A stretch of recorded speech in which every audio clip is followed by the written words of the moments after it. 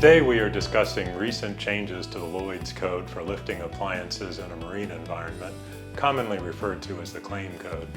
This code governs design standards for shiplift and transfer systems. These updates are intended to improve safety.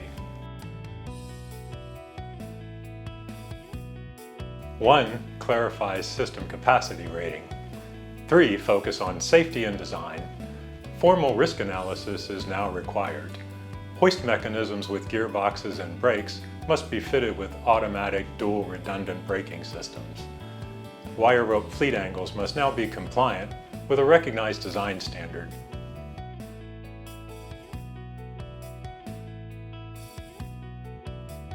Risk analysis is used in many industries to find and mitigate potential dangers.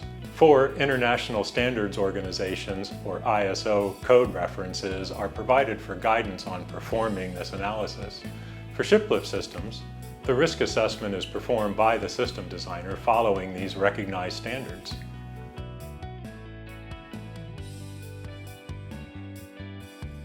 Risk coefficients increase the safety factor applied to single points of failure in the load path to reduce the risk of failure.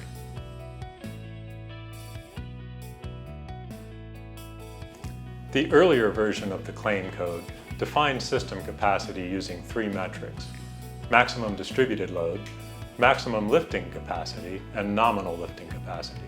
The nominal lift capacity was intended to provide operators with guidance to avoid overloading the system. This led to confusion about system capacity. Capacity is now defined by the maximum distributed load and the maximum lifting capacity.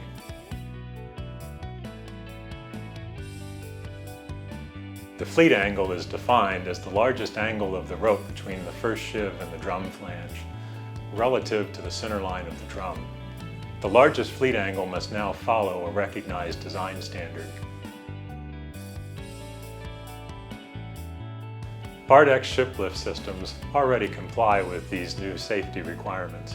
Thank you for taking time to watch this video and learn about the claim code changes now in effect.